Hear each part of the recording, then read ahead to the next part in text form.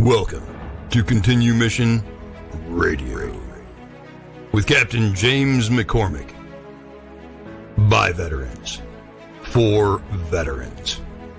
Guest hosts tonight are author Greg Meekin and Miss Val, our military radio gal.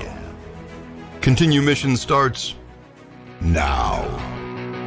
You got me headed to the left, headed to the right, headed back and forth, but baby, it's alright.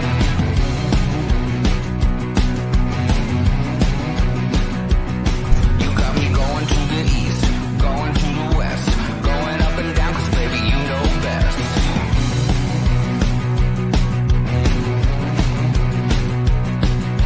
All day, all night, running around, I'm never gonna stop because you never settle down.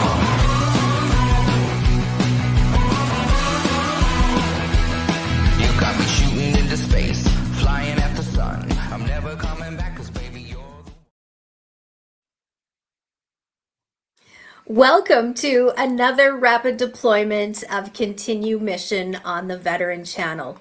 I am Val Olson, and I am here once again around my kitchen table with the one, the only Greg Meekin. Today, we are broadcasting live from the great state of Arizona. For over a decade, Continue Mission has been produced by veterans for veterans. So let's light the fuse. Buckle up, everyone. Greg Meekin, what is on your heart today? Miss Val, our military radio gal. What's on my heart today? The men and women of the United States military, our United States military, many of whom, as we speak, are in harm's way as we speak. And to the 6 heroes that paid the ultimate price in the past week, we salute you. We thank you. You gave your lives for our country.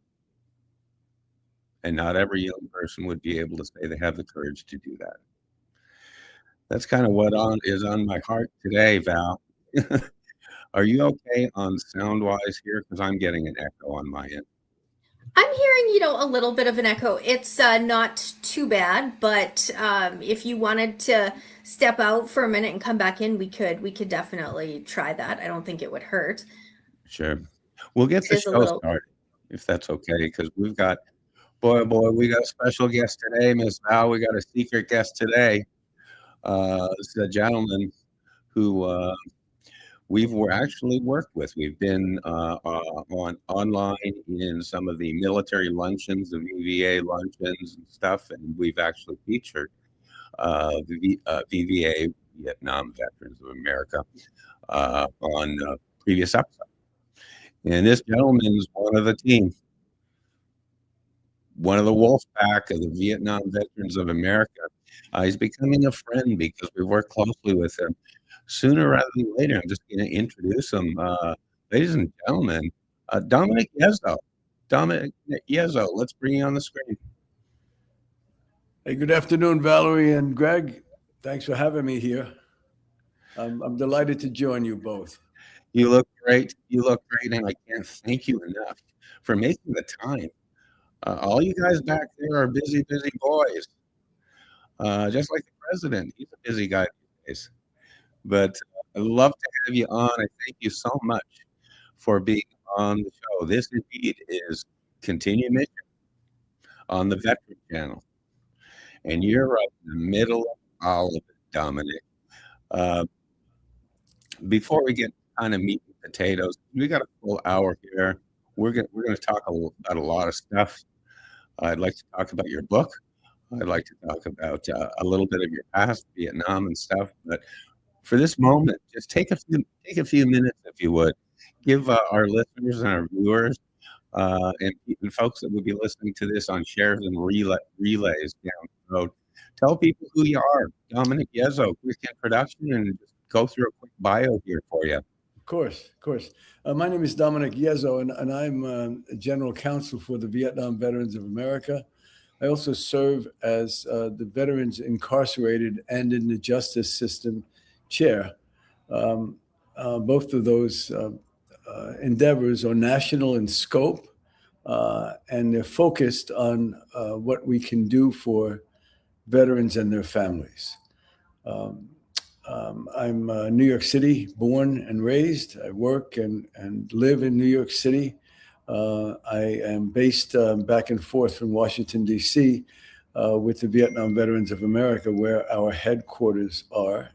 And it's in Washington where some of our work is pressed forward, especially our legislative prowess. As an attorney and as a former administrative law judge, I serve as a reckoning for what is legal, what is not, and as a strategist for President Tom Burke and for the rest of the organization. And I commend so many of us for what we do, for what we are, for what we stand for, and for what we have achieved for veterans and their families. We are not going away. We're aged, including myself. However, the older I get, the more I'm involved in this and the more energy I seem to find to devote to this advocacy for veterans and for veteran families. We settle everything. We are result oriented, and we don't let any stone remain unturned as a wolf pack of veterans who serve other veterans and their families. And I'm honored and particularly honored to be on your show because you're so focused with us and what we do. I'd like to remind you that the Vietnam Veterans of America is an organization that has got about 100,000 members, a little less than that, but near that. We serve all veterans, however, not just Vietnam veterans. And there are 17.6 million veterans in the United States of America. And there will be more. One of the things I've learned in my lifetime is that our war, the Vietnam War, has not ended violent conflict in the world. There is violent conflict today. And so we're prepared for the service necessary for the returning veterans from this moment in time and from all moments in time. And their particular needs and my particular platform has to do with post-traumatic stress and traumatic brain injury. Those are results of what war does and is, those conditions remain with veterans, and we veterans understand each other more than any other persons or organizations that are well-meaning and give us what they think we need, but we understand what we need intrinsically and amongst ourselves better than anyone ever has and could. There's a brotherhood and a sisterhood there that is remarkable. It remains to be the center of our strength and our dignity as we push forward. We lobby in Congress with strength. If the VA doesn't understand what we're talking about, we make sure that we continue to advocate, change the tone, change the sentence structure, make sure they get it. If they still don't get it, we will sue them because what we do is morally and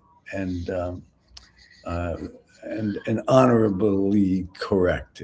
We serve with moral honor for all veterans and their families. We're Americans, proud. We're veterans, and we speak to the nation of the Pentagon, the Department of War, and the Veterans Administration for partnership. And if partnership doesn't exist there, then I'm prepared to be an adversary.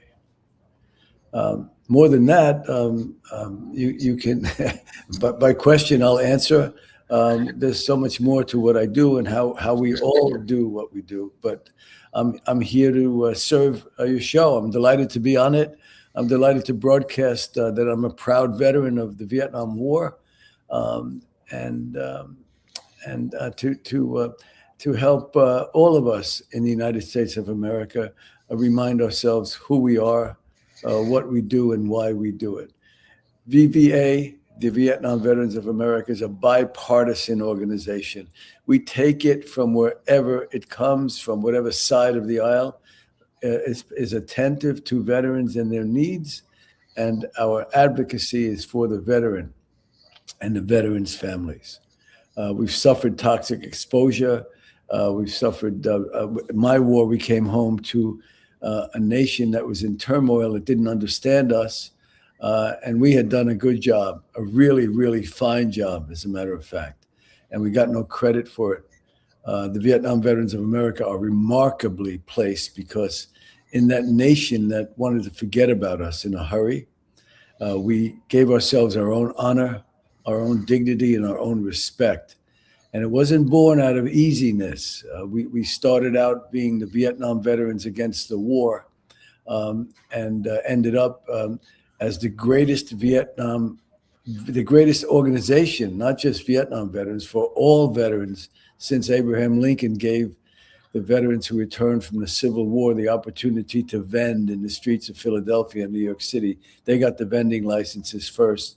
Those ones that came home with a bandage on their head and hanging on a cane made out of a twig, and they returned to their families wounded, broken, and misunderstood. Abraham Lincoln gave them an opportunity to make a living. It's that spirit, that idea, and ideas rule the world, right?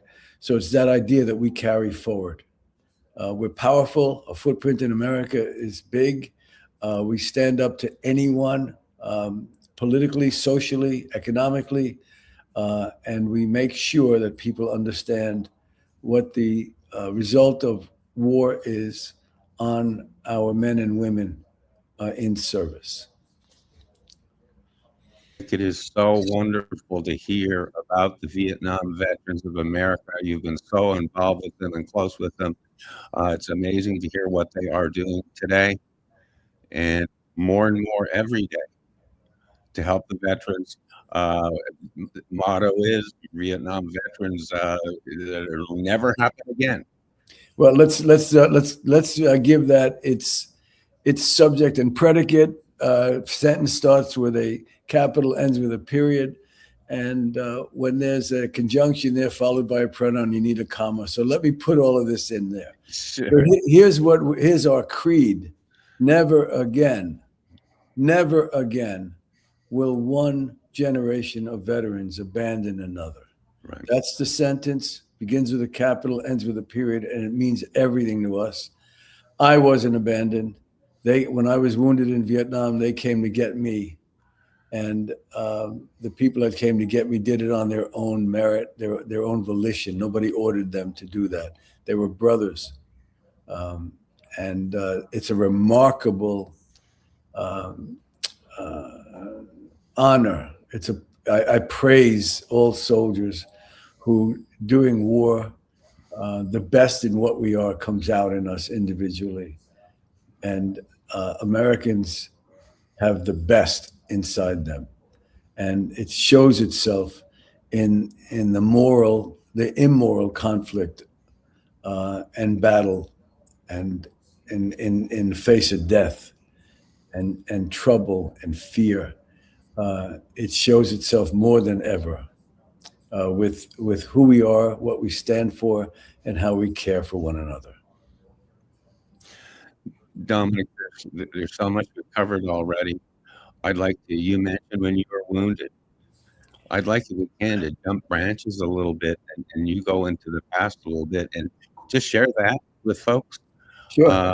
And as much or as little as you want to, but I know that was a big experience for you.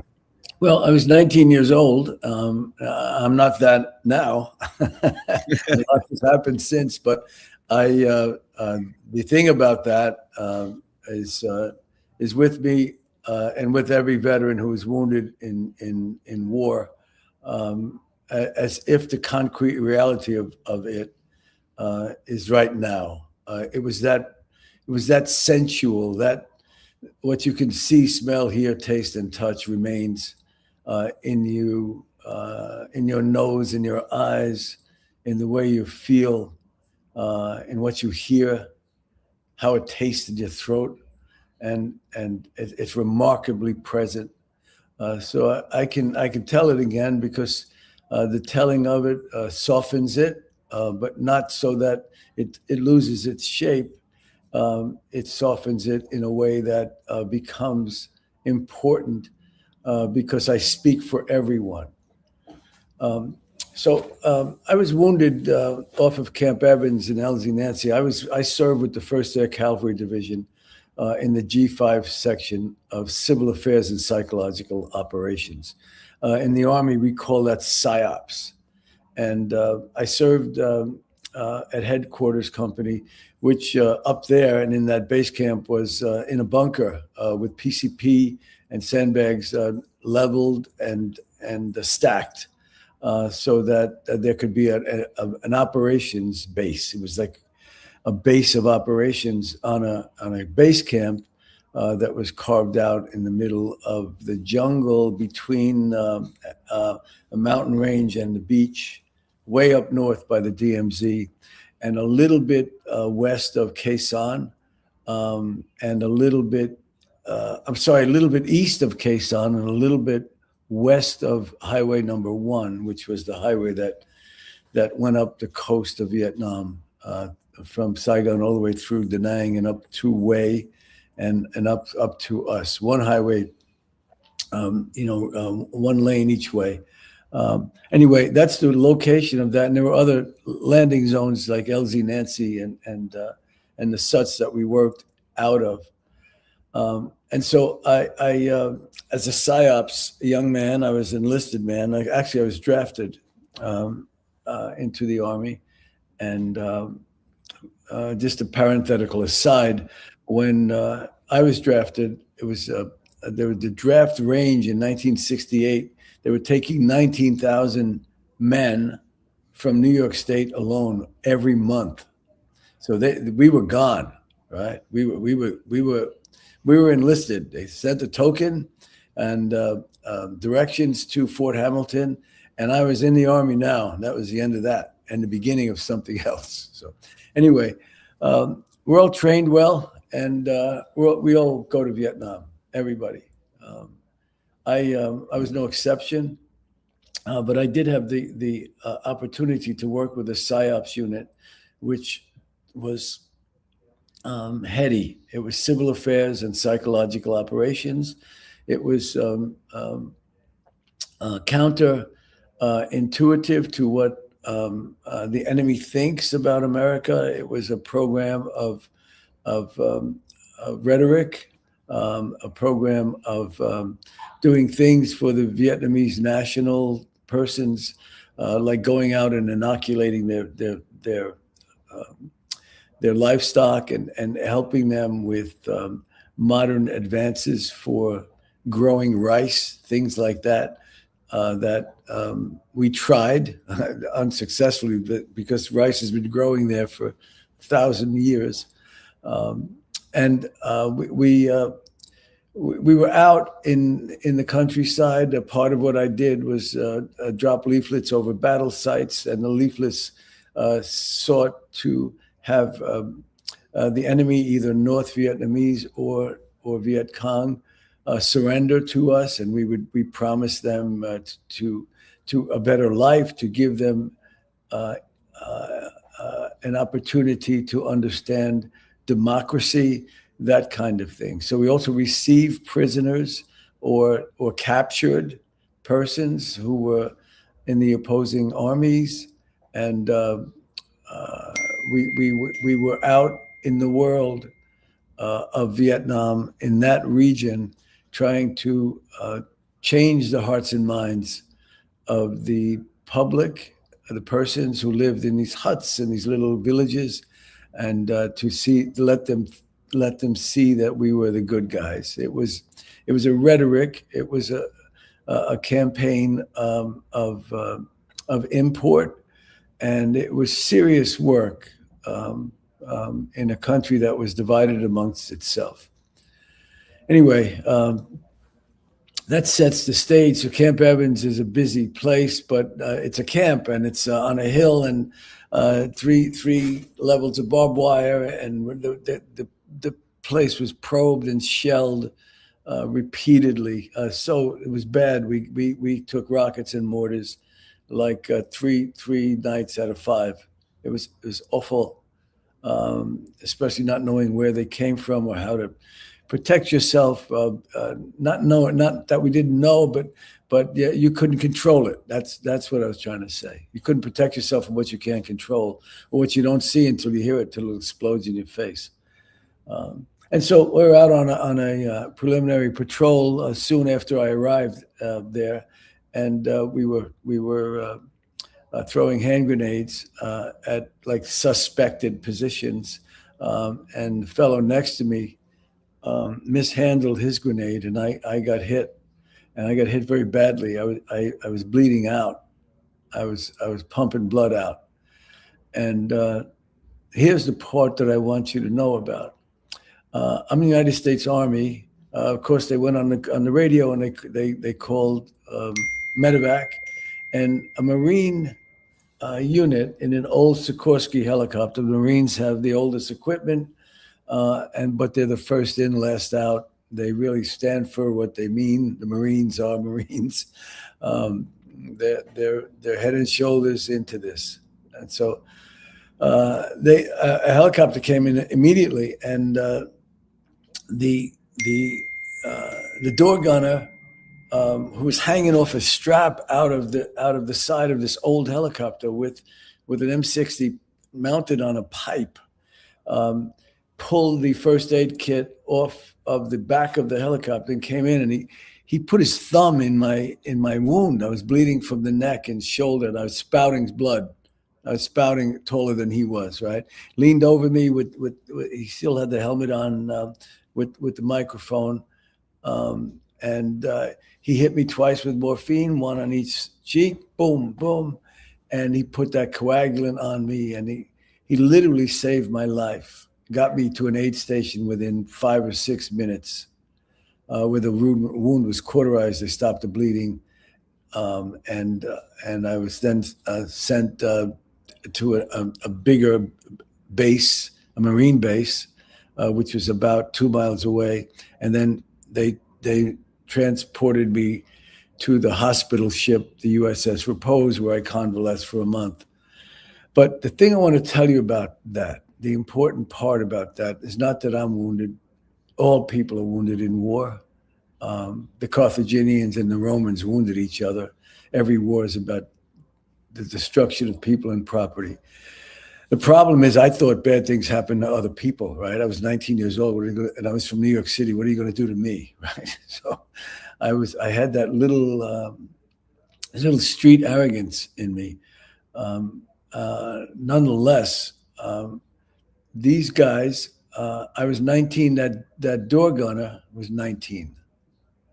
The co-pilot or navigation person in the chopper was 22, and the pilot was 24. Now, these guys came to get me. They're Marines, and they came to get me. They picked up the call. No one ordered them there. They turned and came in to this spot, which was confused and loud and hard to get to. They dropped that chopper in, and they saved my life. Now, I had the serendipity, or holy, whichever way you think about things bigger than us. I had the holy idea of meeting the guy who saved my life in a very odd and wonderful and unforeseen meeting with him. And he remembered it like I remember it, from a different perspective. And we're brothers. I can promise you that. And so how can I express what a veteran does to another except by these concrete, visceral ideals of integrity that we share. That's what a veteran is. That's what a veteran is. We're not a white paper that someone wrote and spent 6 months on, and then a 2-star general at the Pentagon reads at a round table. We're not that. And we're not people who, throw our medals on and walk around in a parade only. We do that, but we look kind of ragtag with baseball caps. And we're not Rambo, and we're not anything that anybody might think. What we are veterans who served each other, who came home from a war that was unpopular to a nation in turmoil, came home wounded, dead, broken, needing help. Post-traumatic stress then was called battle fatigue. Prior wars, it was called other things like shell shock. We came home to our mothers and fathers and our everybody, our girlfriends and everyone there that greeted us. And we came home to that place, that nation, that place that wanted us soon to forget what they were trying to forget. And it was our mothers and our lady friends that healed us. No one else did. And I came home to a family of support, big Italian American family in New York City, and they welcomed me, counted my fingers and toes. They thought I looked okay. But the next morning when my mother made breakfast for me, before anyone else was up, because I couldn't sleep, I didn't know how to sleep anymore in a bed. And I was too excited and too confused and too hurt. My guys were still there, and I'm home, and I'm eating cannolis, and they're in trouble. They're in harm's way. And so my mother, who in tears made this great big breakfast, and she put her hand on my shoulder, and she said, "Dominick, the boy I gave them is not the man who returned." And I spoke to her. She said, "What do you want? What do you expect to do? What do you care for?" She looked at the scar, and I had clean towels, and she was caring for me. And she said to me after I spoke to her, I said, "Mama, I'm confused. I don't understand. I don't know what I want to do, but I don't want to go. I don't know what I want to do. I want to read a book. I want to know something more about what the matter is." And she looked at me and very deeply and carefully said, "Dominick, wash your face, comb your hair, and go to work." And it turned out in my lifetime, and now I know it for sure, the best advice anyone ever gave me, ever. And so the having the power of family to return to is a saving grace. Not that there's not a struggle there, but there's someone there to hold me up. There's someone there to have a hug that lasts more than a pat on the back. There are people there to recognize you, not just to count your fingers and toes and see you're all right. And okay, the shrapnel's in you, but you look good. It's not that. It's people that understand the problem from a distance. It's an emotional issue. War is moral. Nobody thinks of it like that. And you can't come back from that without having post-traumatic stress or traumatic brain injury, and probably both. Now, PTS, which is what we define it as, we made that a household word, meaning the Vietnam Veterans of America made PTS, post-traumatic stress, a household word. Now people use it when they have a car accident. They say, "You have post-traumatic stress disorder," and things that are not really trauma or categorized like that are. It might be an insurance company word, but I'm not sure. The phrase is taken from us and used for other reasons. But I don't call it disorder. Post-traumatic stress until the psychologists got a hold of this from the major universities, meaning the Ivy Leagues, and they wrote about it, they studied it, and they said, They have post-traumatic stress disorder. They call it the D, so PTSD, which I still disagree with. But we don't have a disorder. We're warriors who did what was asked of us beautifully and came home to a nation that couldn't understand us. And if you didn't have a family like mine, you had trouble. So post-traumatic stress is hard to define. It has 1,000 faces. It's a hero with 1,000 faces. So it could be emotional or more. It could scramble your brain so that your anxiety is so great, so deep that you can't think correctly, or you're so nervous from your anxiety that you don't feel right with anyone, and you feel opposite or apart from them. Where's another veteran? I need to talk to somebody like that. You have that kind of a feeling. And it could be the result of memory or the view of such heinous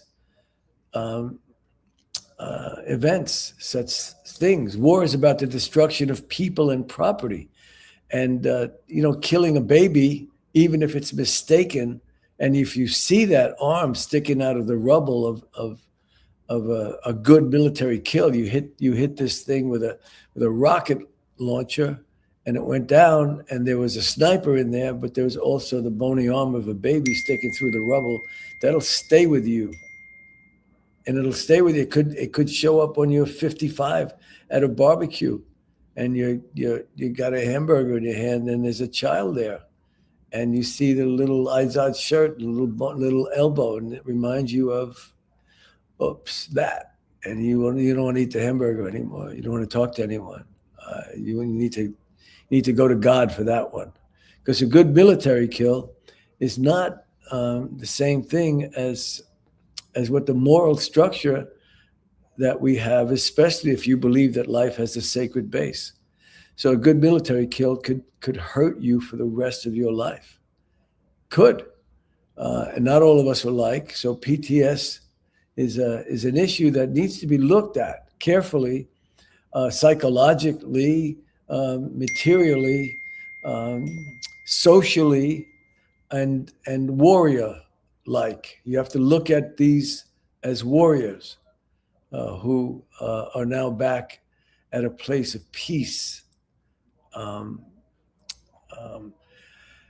And there's so much more to talk about there. And I speak about this viscerally because that's a great part of the Vietnam Veterans of America. Everybody else that comes to a roundtable is reading a white paper that they did the research on. We speak from the gut.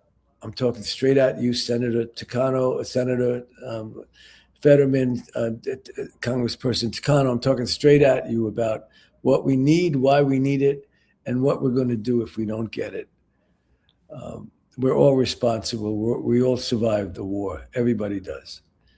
And so just to I could leave that, but I could speak to it forever because there are medical ideals about it that are, it's too much for me to begin to speak to here in somebody else's language, because I'm not a medical researcher, but I've read it. Most of it. So I won't speak in their language. I'll just let you leave this for the show so you get it. You get a sense of it.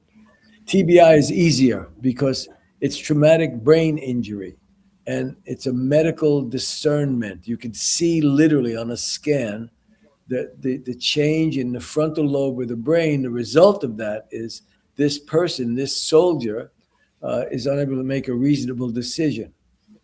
Now, that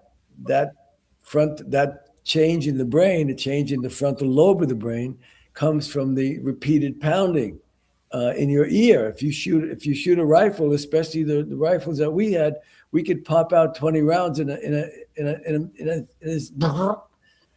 that's in your ear.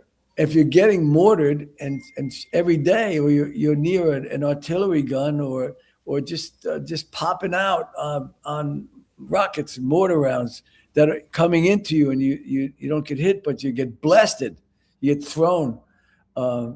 Those things can hurt the brain, or in the new wars, which like an RPG could go into one of these Humvees that are armored, right? But it'll penetrate the Humvee in some sense and blow up the guys in the back of it, and you could be riding shotgun or a driver, and you don't get hurt, but you're blown. If the vehicle's thrown over, you're hurt, but not from the blast. That shock can result in traumatic brain injury as well, or several of them, right? So traumatic brain injury comes from those concussions, and some people have studied this enough to believe that it's so associated with PTSD that it could be from viewing heinous events enough so that the frontal lobe of your brain is changed because you've seen so much human waste, so much that interrupts the moral center of what you think life is, which has a sacred base, if you're like that. And so the post-traumatic stress and traumatic brain injury have like I say, we're not an intellectual group. We're wolves, and we're at your door, and we're going to bite you if you don't listen to us, because we have we're a moral wolf pack, and we're out and about. And I'm in Washington, D.C. with God bless James McCormick. I want to bless guys like Grant Coates. I want to bless the people who do veteran homelessness. I want to bless the people who do toxic exposure for us. I want to send all of my best regards to all of those people who act as a unit for the betterment of veterans and their families. And we're just not counting heads. We just don't have memberships. We have functioning committees which save the country from what it can't do. And that's what a not-for-profit is. Greg, you got me talking now. I'm going to continue here because this is important. I'm going to jump in for just a second. We're having some technical issues. So I'm going to do a little bit of speaking for Greg. He's going to fire me some questions if he has some. But I'm hoping you can talk about the brotherhood and sisterhood that you described, because that just surpasses the white papers, as they're called, and people that sit around a desk. You've experienced it firsthand, but as you're talking about it, the healing that must come from knowing that there's others that surrounded you, and you are still here today to surround others that find themselves in situations like this.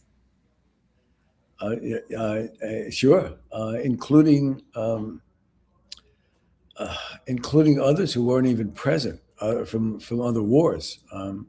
The war that I have my eyes on is the Gulf War. There are 110,000 of those veterans who are just coming to light. And what I mean by that is when I first came home from Vietnam, from the military, I wanted to not be in it or be part of it. Didn't think of myself as needing to get anything more from the VA except what they decided I should get from a shrapnel wound, which partially disabled my right shoulder. I'm right-hand dominant, and the continued pain that I had and endured. I never even thought of asking for that. We don't do that. That's not the way I was raised. You don't do that. You don't ask for help that way. And so I wasn't aware of it till I probably was about 50 or 55, that I became cognizant of what the Veterans Administration should do. And it wasn't for me, it was for other soldiers, because I saw others return with the same scars that we had. All war is wrong, right? And I'm not soft on the enemy at all, or on the need perhaps, but I think it's wrong, because it's immoral. It's about killing and destroying things, and that's an awful. Bring it to its simple truth, and it's an awful compress for us. We're following orders, and we're doing it well, and we're trained like superstars, right? It still remains a dichotomy in my own mind.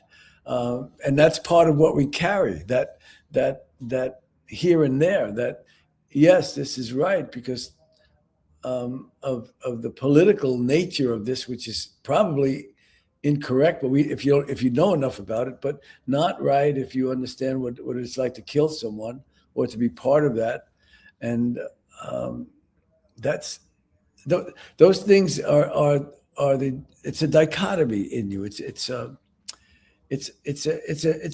an understanding only another veteran could accept, and that's why we could get along so well. Not that we got along really well when we started the Vietnam Veterans of America, because we were arguing about everything. We were throwing chairs at each other across the room. We were first the Vietnam Veterans Against the War, and then we became an organization for benefits with Muller, John Muller, who was a very terribly wounded Marine, and we've evolved into a place in Congress, a place on the soil of America, which is important, and we save each other, and we save those who are now coming back to us, and we know better because we weren't served. So we gave ourselves our own service. We honored ourselves. We respected ourselves. We argued with ourselves about how to put this together. And we became the organization to deal with in Congress. And we're serious and we're powerful and we get it, right? And so who can deny us? Right, we get ahead of the line in Congress. If there's Tesla there or the United Auto Workers or whomever is there, people want to see us because we have something to say that's not for profit. We have something to say that is for the greater good of our heroes, the people who are in harm's way right now for us, right? And so all the confusions and dichotomies about what's right and wrong come into our guts. We handle inside, it's an inside job, what's right or wrong personally. It's a personal issue. But the Gulf War vets are, I think they suffer the same issues that we did with toxic exposure. And nobody wanted to listen to them. And we went to the Department of War and spoke about why these veterans who are coming into the Veterans Administration hospitals with the same issues that we had from Agent Orange, from toxic exposure, and why they were being treated for that, but they weren't allowed to make a claim for disability. And so with the help of guys like Ron Brown, who studied this, and we have perfect evidence and information. So when I went to the Department of War, this soldier who suffered this, who's been doing research for 15 years because he was denied by the Veterans Administration to apply for veterans benefits, and he's completely disabled from toxic exposure. He did a research on this, and as a lawyer, he gave me a file that was in sequence, in order, and full of perfect evidence. All I had to do was read it and only adjust it a little bit, and I was ready for trial. And he was the star witness. So we went to the DOW with this, and how could they deny it? So I opened the conversation this way. They're opposed to this idea that this toxic exposure was their fault and that they are allowed to apply for significant disability benefits. And they're opposed to that for the same reason everybody opposes everything. Follow the path of the money. So this is going to cost them. There's 110,000 Gulf War vets who are subject to this mandate that we created, that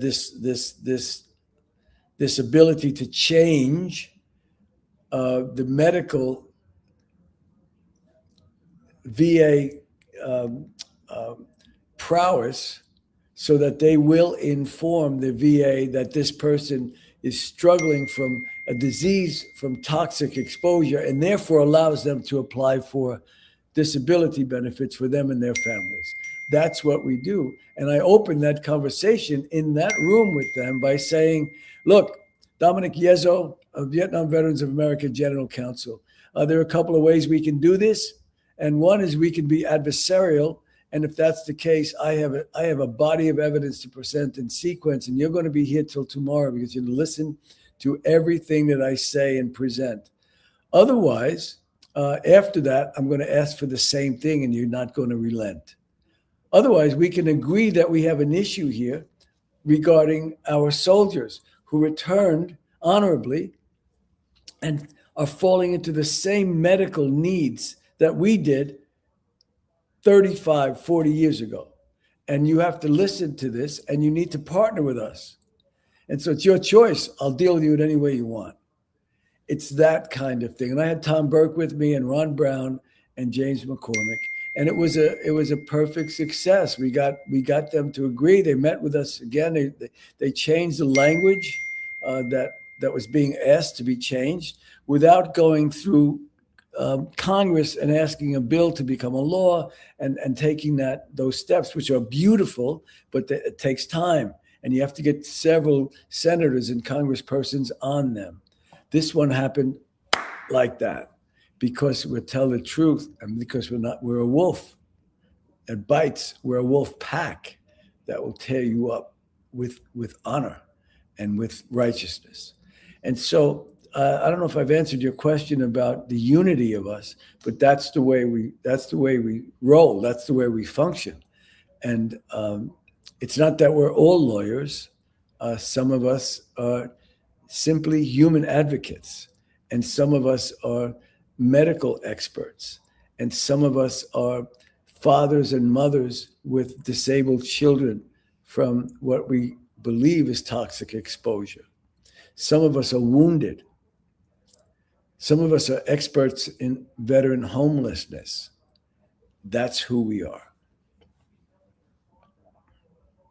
I was just going to come back to the injuries that you sustained. And I'm wondering, was the physical part of it, you described what it was like to be lifted in a helicopter and have blood coming out of your neck and not knowing, am I going to make it?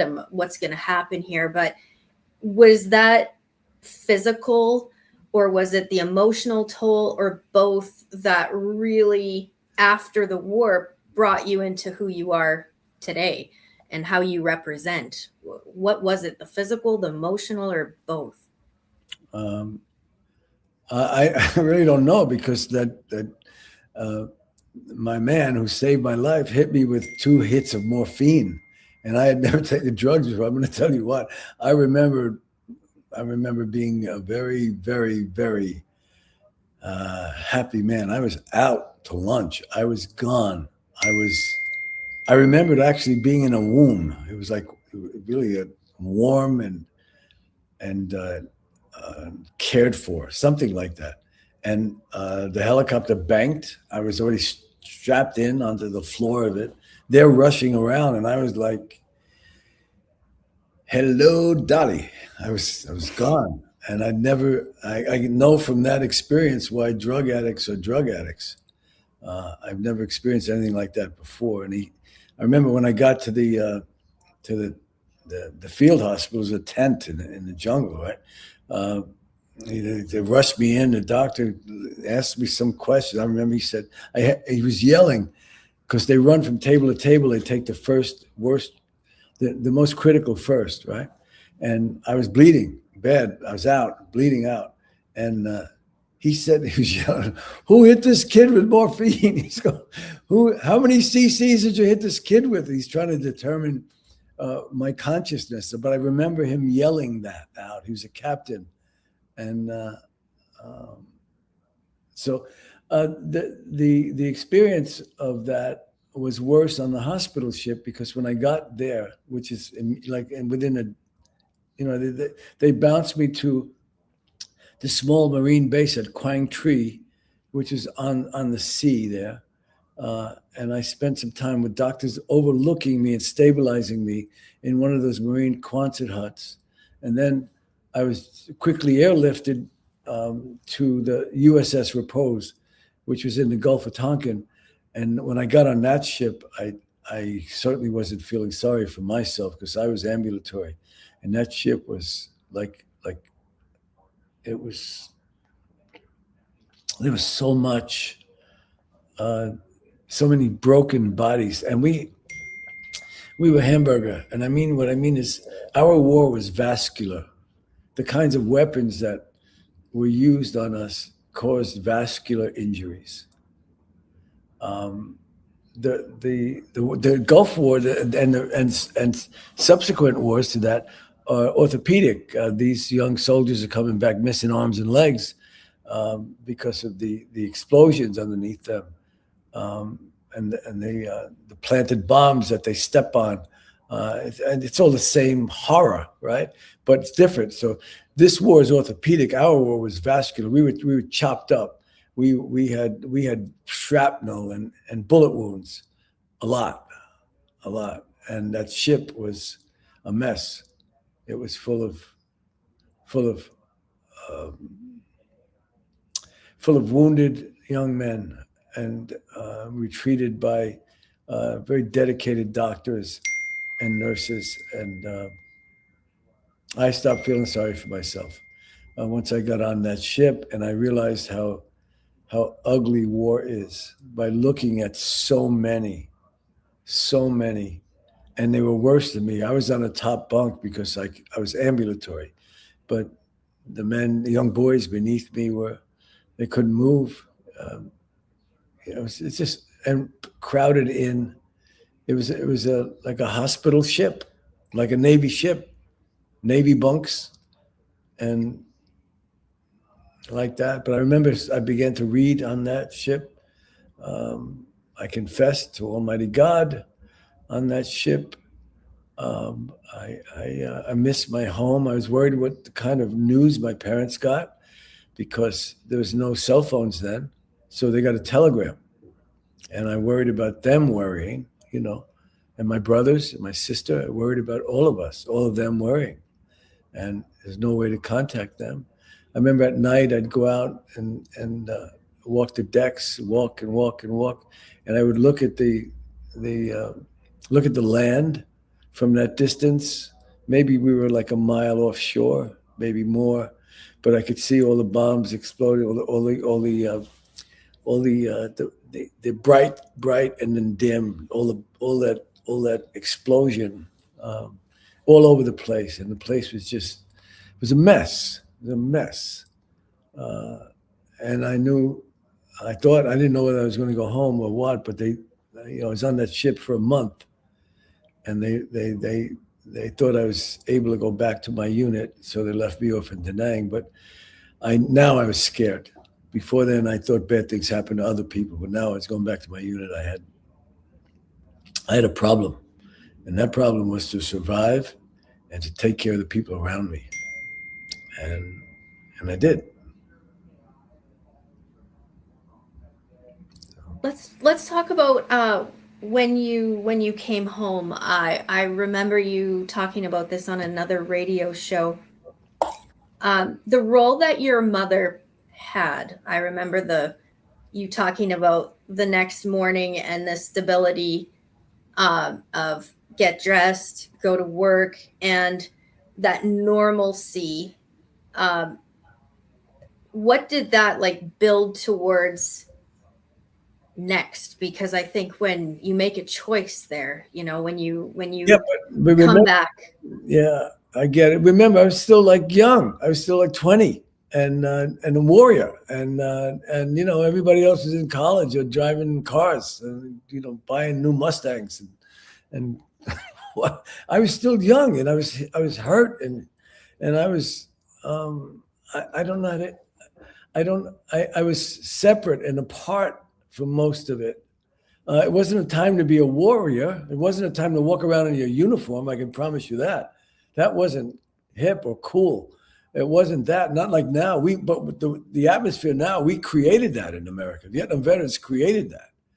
It used to be a dishonor.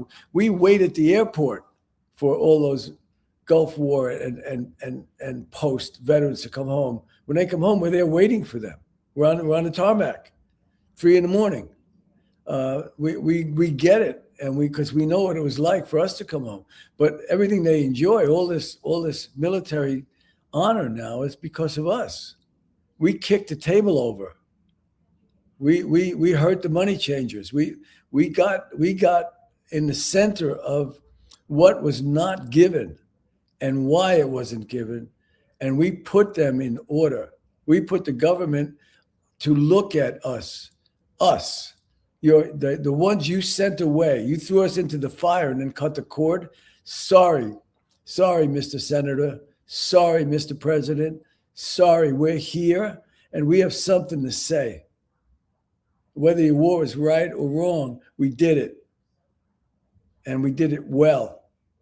And we're 57 plus gone and 1 million wounded. What? Come on. And the issue with coming home from war is the same struggle in World War II, except those men were away from their families for sometimes 4 years or more. They didn't even know their children when they came home. And they had post-traumatic stress too. Nobody really understood that. So you had to eat it. You had to keep going. You had to get going.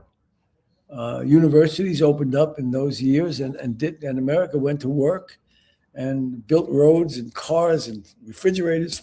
We were great. But for us, there was nothing to return home to. And we came home alone. So I didn't come home with my unit. I didn't come home in a ship with the 1st Air Cavalry Division, land in New York and watching a parade. I came home alone on a flight from Fort Lewis, Washington. And 36 hours after leaving Vietnam, I was in my mother's kitchen. So I'm not answering your question, I don't think, but yeah, you are. You are.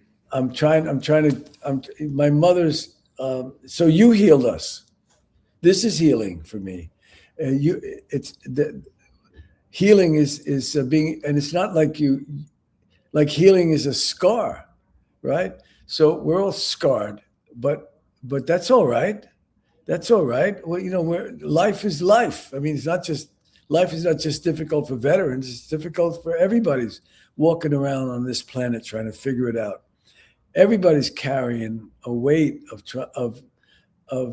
gain and loss, of joy and fear and triumph and failure. Everybody carries that. So it's not just we're alone, but we're special because we honor what is forgotten. And we honor what the government wants to forget in a hurry. It seems that they would rather us to come home and just take what we give you and go away. But we're expensive. The war's expensive. Taking care of veterans is expensive. I get it. You can't have one without the other. And the way a nation treats its veterans is the way a nation will rock and roll. I promise you that. So we're rocking and rolling. Part of the reason is because of Vietnam Veterans of America. And America's beauty is that it has the structures legally of not-for-profit corporations or federal bankruptcy. Where else do you find that in the world?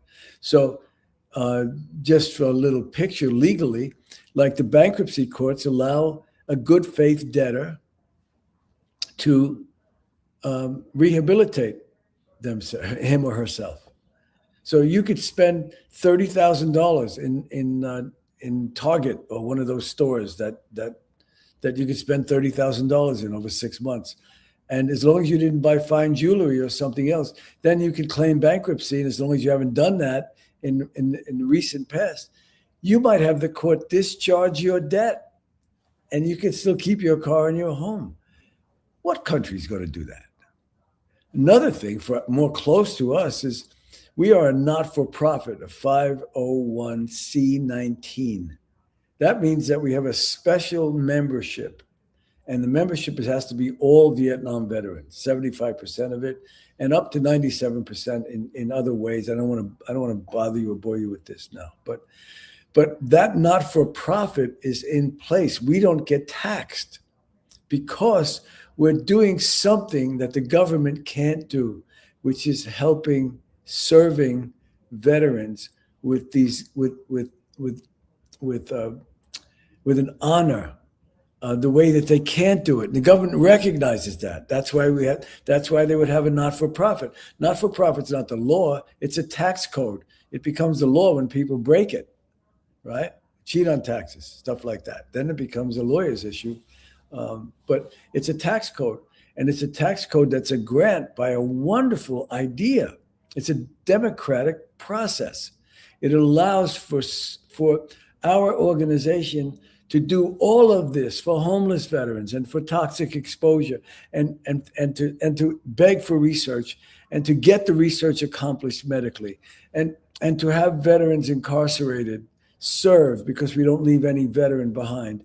And all of these great committees, post-traumatic stress committee, committees for Agent Orange, all of this work, which ultimately goes to Congress, because they can't do it. So we introduce ourselves as lobbyists, and then we demand what we need for him and her, and for their children. And now we're looking for their grandchildren, because we understand from a medical research, which is beginning, that the toxic exposure can last for 7 generations. It's possible that 7 generations from the toxically exposed veteran, their great grandchildren could end up with a deformity based on some of that toxicity. I'll tell you about the toxic exposure for the Gulf War veterans. What we fought for is there's a base camp, which I'm going to get the name for it right now.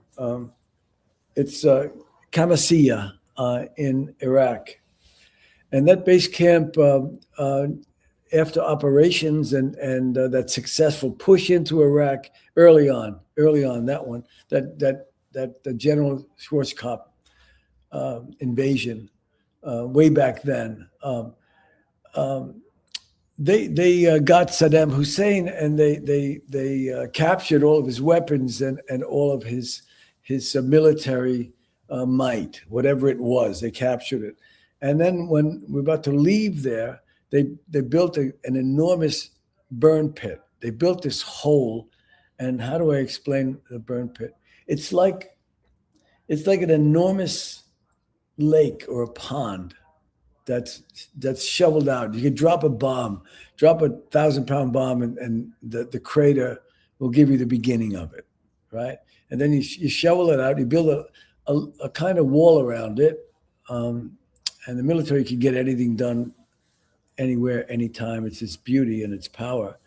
And in there, they throw everything and they burn it, because it's stuff they don't want to carry back. It's not prudent or costly to continue with this. And they throw maybe a broken Jeep in there, or 100 Jeeps, all our old clothing, guns that are deformed, and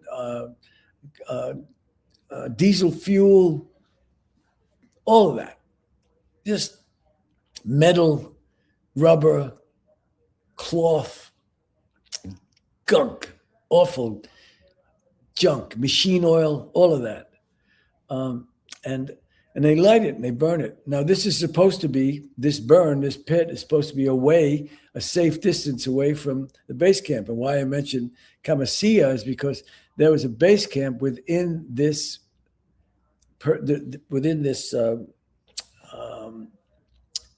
distance, an unsafe distance to the base camp. And there were 110,000 soldiers that came through this base camp, and that was burning. That was burning for a long time. And part of the burn was the rockets that we captured from Saddam Hussein, that were rockets that was tipped with sarin gas. So these rockets were to explode, and there were poison gas in there.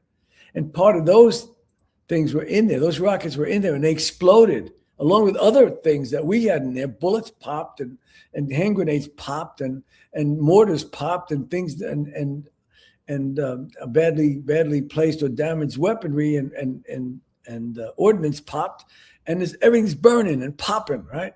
And the smoke that rose out of there went across and into the base camp at Camisea. And the reason I know this is because Ron Brown did the research on this so far as to go and look at Google Earth and get the Google Earth maps from those days when it was burning, and those days that he was at Camisea. And the wind pattern goes right across the base. They smelled it. They slept in the stink. It was toxic. It was poison. And Ron Brown is ill because of it.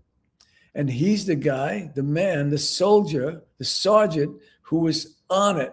He was a real soldier, a Southern guy that was full of the joy of the military. He loved the military. He was strack. He was in order, in shape, on it. And he's ill. He can't walk without a cane. And he can't sit anywhere for a long time without being completely uncomfortable. And his wife and his daughter struggle to keep him healthy, as well as him struggling himself. So he did this research. He's the one that gave me those two Redwells, which is those lawyer folders full of evidence. And I looked at the evidence over it. It was perfectly sequenced with photos and expert witnesses who testified and notarized documents. I was ready to shoot right from the hip because of this fellow's work. It was a lawyer's dream, right? So he's the one who's been fighting this for so long. James McCormick, who is the government affairs person, who's a spark plug, got this meeting called, and President Berg pulled my coat and said, I said, I'd be happy to push this around. As a lawyer, it's a dream, right? Let's go. Vietnam Veterans of America against the United States of America and the Department of War. I even like the sound of that, right? It's a lawyer's dream, right? Anyway, so it's that kind of thing. It's that thoroughness that comes from a visceral place that the service factors into our cause for, please help this one and that one. Please look at this. We're not asking for anything we don't deserve. All we want you to do is to recognize that we're straight shooters. And if you won't listen to that, we're a wolf pack. Get out of the way. Because we have the prowess. We can expose you. There's a communication department which is kind of kind to the world that we look at. But that communications department could shoot off a press release every day about what we do. It's possible, and that's all to expose what a veteran is and to expose what the government is. And my idea, the older I get, the more I want to make the government a partner rather than an adversary. It works better. It gets things done faster. And who on earth could deny what we are saying? There is not a modicum of disorganized ideas there. These ideas rule our world. It's the truth. Who can deny this truth? That this man is suffering, and there's thousands and thousands more from the toxic exposure. What are we asking you for? Just to listen to us. Or you want to help us? Bring us the whole Walter Reed medical research team and put them on toxic exposure. That would be even greater. So it's not that we need to be adversary, but we can be, and we are and have been. But it's that we have issues that we care about. And the only people that can care about these issues correctly, and it's not that everybody else is not well-meaning, are veterans, because we get it. And so To answer your question about what I felt when I was wounded and what I feel, how that changed my life, of course it changed my life. But the good thing too is I had the GI Bill, right? And I went to college and I fell in love with it. I didn't have the skills yet, but I managed to get the skills. And I took at the City University of New York a bachelor's degree. What an honor for my mother, who had the 5 pictures of her children. And I say 4 because we graduated high school, she put those pictures up in the living room. My brother, who got a GED years later, she took a picture of him when he was 30 and he had a mustache. He looked older than us, and we still tease him about it. But he's on the wall, right? So my mother was delighted, university graduate. Whoa. And then I took a master's degree. And then I applied to law school, and I was accepted in the City University of New York law school. And so I have 3 degrees from the City University of New York. I'm a product of the City University. I was born in Manhattan. I'm a New York. And here I am on this show from Arizona. Wow, I'm syncing with you as you're expressing this information and how it deeply impacts vets, and it comes down not just to numbers, but to these people that have served their country and served their country well. And after being in media for 25 plus years in mainstream media, I understand that oftentimes our government can't be everywhere at once, and they don't always have all the information. And so I think it's really important to, like you said, build those bridges and blocks and show them and be able to speak to them. I'm somebody that goes source to source. So I want to be able to deliver facts, and not dispute it, and to be able to carry those stories and not giving the government a way out ever. But it's so important that they understand the cost of these things, and that the public bring them alongside. That's, everybody wants to work towards resolutions. And so things don't have to be as secretive. I think that's a part of it in today's age. We look at rapid deployments. We look at the Department of Defense, the President's office. They rapidly respond to crisis. So, we don't have to be slow about things. We can be at a much faster rate of helping our vets, our dear vets. And that's what this is about. We are actively recruiting here at Continue Mission. If you are watching at home, you are our heroes. Thank you for your service. And we need you. All of our generations need to come together and work as one and sync together, because we all want the same thing for this country. And we are a shining hill, or we're a shining city on the hill. So we have to maintain that. And that flag means that it stands for freedom. And so we're going to work towards any way we can help here at the Veteran Channel. Greg has given me the green light. We want to invite you back. If it's something you'd consider doing, we'd love to have you back. I know Greg will have some follow-up questions. Of course. Be happy to. Yeah. And I want to give you just a time, give you back the microphone if there's anything you want to share. I want to promote your book. So I want to touch on your book, and then I'm going to give you the microphone in case there's anything else you want to share with us. But tell us a little bit about this book and where we can get it. Simple book. I kept a diary when I was in Vietnam, and I wrote every day. And through another series of very, very fortunate events, it was published by a major trade book publisher called Franklin Watts, out of New York on Fifth Avenue.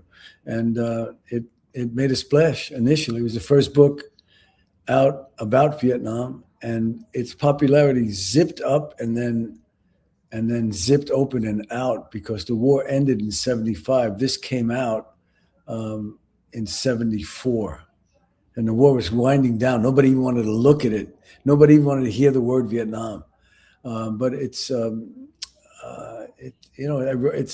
don't think I could do it again because it's completely underwritten, but it's completely true. It's what I could. And I thought I'd write this if I wanted to leave something for my mother and father and family if I didn't make it home, if I got killed in the war. So that was its purpose. I carried a diary, and this is the diary. This is the journal I kept. Yeah. That's incredible. We need to hear these stories. These stories are not going away, and I believe they're for such a time as now. So thank you. From my heart, thank you for coming today and sharing. And wow. Is there anything else you have to well, of course, share? of course. And there's so much more. And I know this was successful because I feel the way I do at successful things. There's always more food to eat. There's always more to enjoy and do. And I feel the same here. There's more to say, so much more to say. So I want to thank you for that. But most importantly, I want you to know that we are going to be around, and we're going forward in the future. We serve veterans who from other wars need us. And I want you to know that the Vietnam veterans are not going away, that we would encourage others to look at us as a viable strength for veterans' benefits and for the benefits for veterans' families. Look at us for medical research, for academic progress in what war means to individual Americans, and to look at us as an organization that was begun by sergeants, not officers, which is now at the highest echelons. And never again will one generation of veterans abandon another. That is the true warrior ethos. And thank you again for coming. And I'm just going to end on just saying thank you to all of our vets. And don't forget, you can go on vva.org, and there's a way to connect, and you can donate. And that's vva.org. So this is Continue Mission on behalf of Greg and Dominic and myself. Thanks everyone for watching, and we will see you next time.